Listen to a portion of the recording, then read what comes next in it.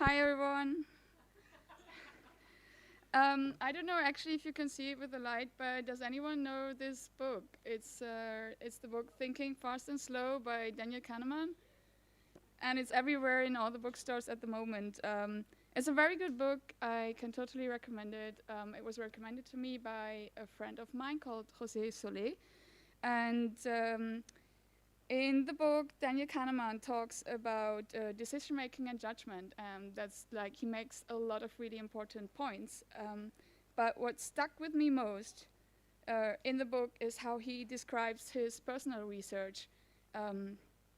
And he talks a lot about his collaboration with Amos Tversky, who is here on the left-hand side. They both did the research together. They collaborated a lot, and they just spent a lot of time together talking about really silly ideas sometimes. So Kahneman says that the secret to the success of their research was that they had the opportunity to sometimes exchange half-formed, sometimes idiotic ideas. And there was an absence of caution about exposing those tentative thoughts. And he also says, Amos and I shared the wonder of together owning a goose that could lay golden eggs, a joint mind that was better than our separate minds. And today I want to talk about why joining minds is a good idea in the context of type design or font production, and how collaboration between font makers can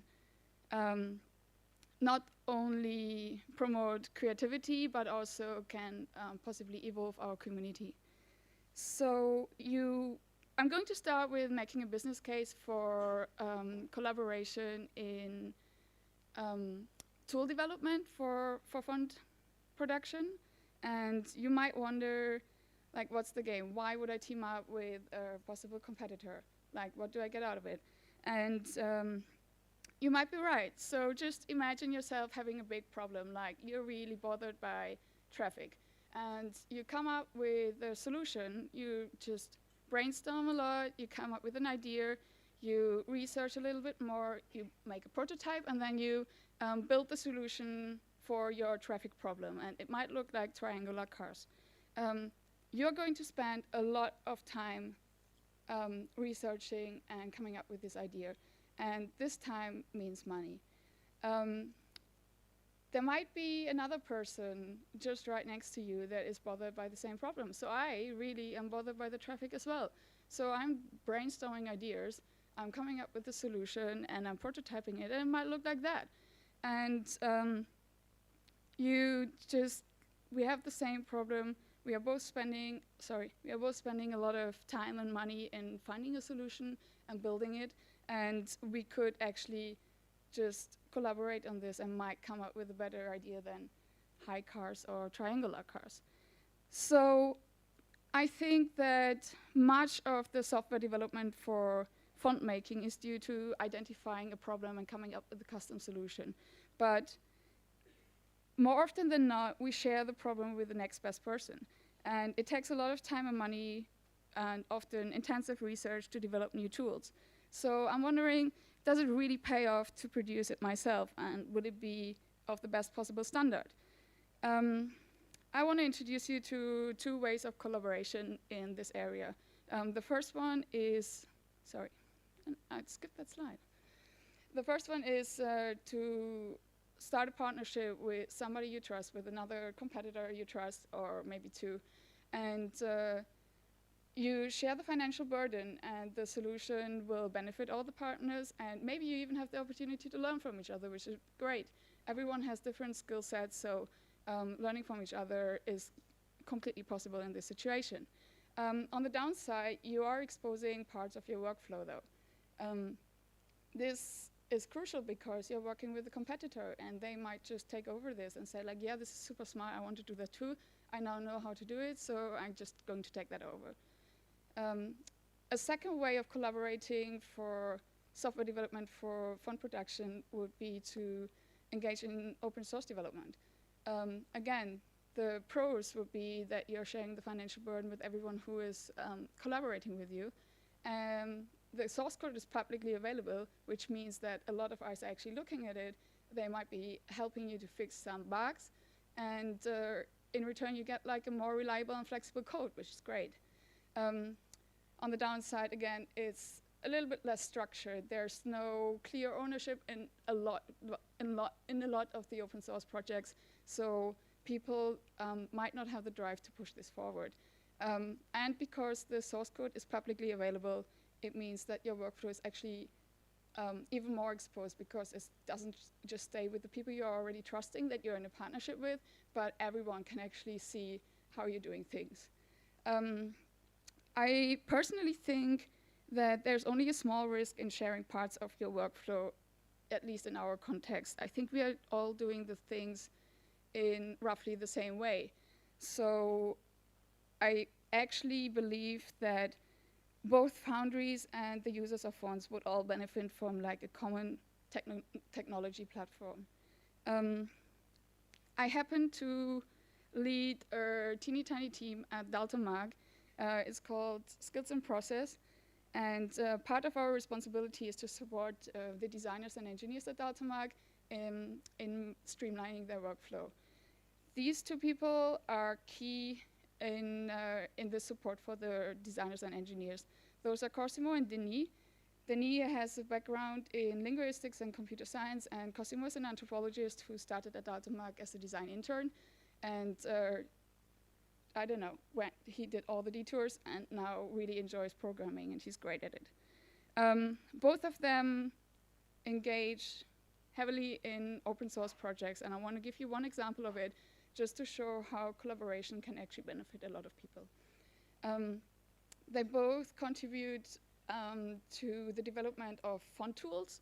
If you don't know font tools, you should really check it out. It's a Python library for editing and ripping apart and building fonts in ways that font editors can't. It's really powerful, and it was started in 1999 by a youth from Warsaw, who I think looked like that back then.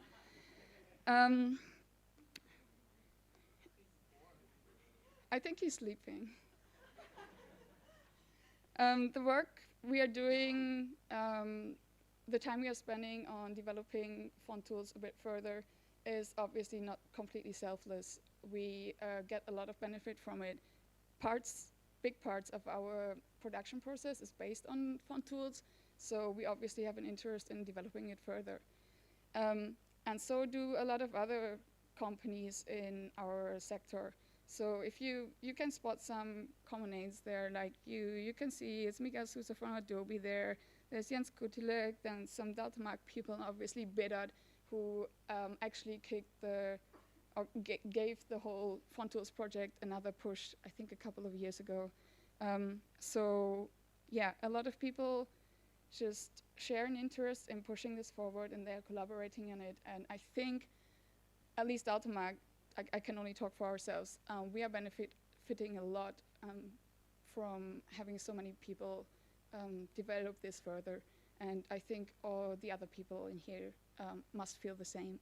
And I hope actually that people who are not contributing actively to it, that they are using it because it's a really powerful tool.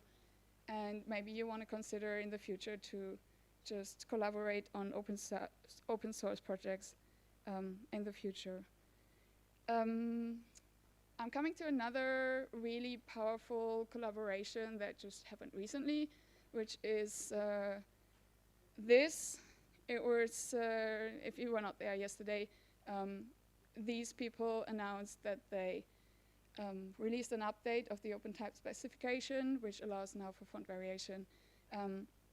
This is a huge deal. So this is Bedard from Google, and Peter from Microsoft, Nat from Apple, and David from Adobe. So, sorry, yeah. And it's a huge deal because this update of the specification will allow font makers to develop multi-axis fonts more easily and distribute them more easily, and it's going to be big, I think. It's also going to be great for the users because it's just going to be file size efficient like hell. and that's going to be great.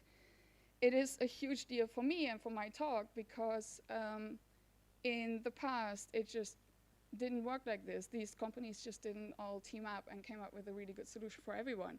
They just went crazy, like doing 4 different approaches for color fonts.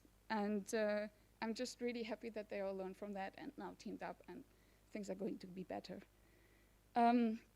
Do, by the way, read the whole article by Adam Twaddoch on color fonts. It's really interesting. I hope that both my examples of font tools and the OpenType 1.8 show that joining forces in the development of standards and software development for the production of fonts is not a romantic or idealistic idea. It actually makes sense. There's a business case behind it. We all share the same problems. We have mutual goals, so why would we not team up and share resources like finances or people or knowledge? It would just give us a mutual benefit, and I think it just makes sense. Which is also why I think, Type Network has such a strong case. This is from a blog article by Cyrus, and I just want to highlight this because I think it's the most important part. He says that basically the essence of their success is that they are supporting each other and that they are learning from each other. And I personally don't know any better way than learning from each other than sharing knowledge. In an interview with Fiona Ross, that is on the Eye on Design blog, she basically gives a recipe on how to start designing a font for scripts, which letter fonts you are not familiar with. And she says, you got to research the factors that are key to letter form identification. You got to know about the culture and conventions, the regional variations, modern trends, and the rationale behind them. She goes on in that interview to say that she hopes that more communities are going to be better represented in the field of textual communication, which is something, this is a goal that I share, and I think a lot of us are having this really close to our hearts as well. So I'm wondering, if these are the things, I have to research to come up with a really good design that is going to help communities to have a better typographic diversity. How am I going to do this? If I start a new non-Latin design, I will have to research all these things. And if you ever done this, you will know that it's hard. It's a lot of time you are going to invest in finding these resources and finding this kind of information. You are going to archives, you're going to scan the internet, and you might not even find everything, or you might find false information, which is true as well. So I'm wondering, why is it so hard for us to share? I don't think we are at the same level when we share design knowledge as we are with software development. We can collaborate in software development, but we can't really get this done yet for when it comes to design. And I'm just wondering what is holding us back, and how can we capture this kind of knowledge and make it more easily accessible for everyone? I think that apart from missing one single source of relevant and verified research, we are also missing the ability to talk about some of the aspects of designing.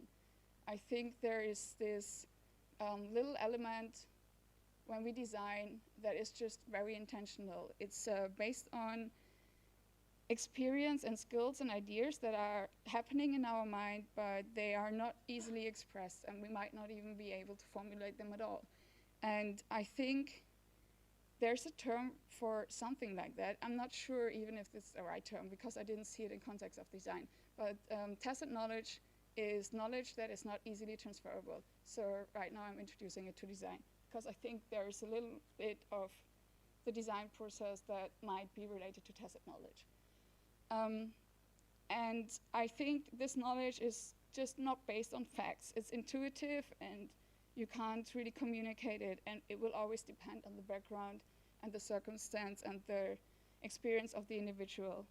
And I guess that many of us will have examples in mind of like really hard problems we tried to tackle for a long time, and we just couldn't make it happen until we maybe watched someone whose work we admire, and we started imitating them, or we were like WWDD, and it's like, okay, yeah, we just go for it now. We're just going to imitate this person and what this person do, and I'm going to do it as well.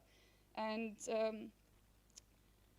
I think that the key to tacit knowledge in design is experience, and without some form of shared experience, it is extremely difficult for designers to share each other's thinking process when it comes to designing. Some of the design knowledge might be able to be transmitted via training and gained through personal experience, but I think it requires close interaction and the build-up of like a shared understanding and trust between the two people that are interacting. As you maybe know, I think that coaching and mentoring can go a long way, and it is the first step in the right direction. So I'm involved in the organization of a mentorship program for type people, like all kinds of type people, type designers, engineers, letterers, calligraphers, all of them. And this mentorship came about at the end of last year, and there was a lot of talk about poor gender balance at type conferences, and it just highlighted the mismatch between graduates and people who are vocal about their work. So if you see the stats from design schools like Reading or The Hague, you will know that it's like almost 50-50 male-female ratio, and then you go to type conferences and there's like a roughly 70-30 ratio, and you wonder, where did all the girls go? We wanted the same. So we started exploring options, how to reach out to them and help entry-level professionals to just be vocal about their work and speak about it and just be visible. The aim of the mentorship program is to connect newcomers with experienced professionals, and we will offer informal help to anyone who's looking for things like portfolio guidance or educational or career advice. We also encourage mentees to just speak up, be vocal about their work, and we sometimes give even feedback on ideas and conference proposals. I'm doing this mainly with these three people who are awesome. Liron, who is just sitting here, she's based in Israel. Isabel is in New York, and Eleni and me are operating from London. And we are like behind the scenes just trying to make the matches. And in the last 6 months, it's almost 6 months that we launched the program. We had 45 mentees sign up and 46 mentors, and we made 43, those are the signed mentees. We made 43 matches, which means that we have all these people all over the world, and we started introducing them. And I think this is just huge. We are a tiny community, and there's like almost 100 people connected. And I think this is a really good start.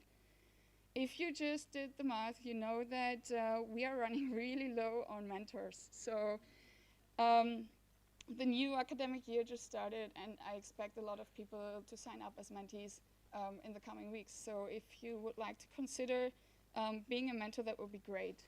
Just imagine how it felt like when you just started out and you had all the silly questions in your mind and you didn't know the answers and you didn't have anyone to speak to. You just, you just dared. And I think we can help people do this in a more guided way and just take some of the anxiety away. And if you, I just think it makes a huge difference if you have a sounding board, like just somebody to talk to.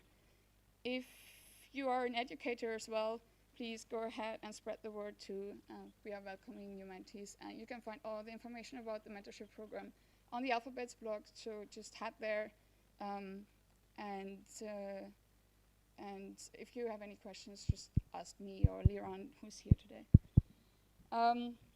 I think it's too early to judge whether the program has been successful. We are just like half a year in, so and we are still constantly adjusting and improving the way we handle the requests. But I want to believe that it already made an impact in a few people's life, and I want to just push this a little bit further. If we want to give communities, I'm going back to Fiona's thought now, if you want to give communities who are struggling with poor typographic diversity a leg up, then I think we can do this best by collaborating with other designers and sharing our knowledge.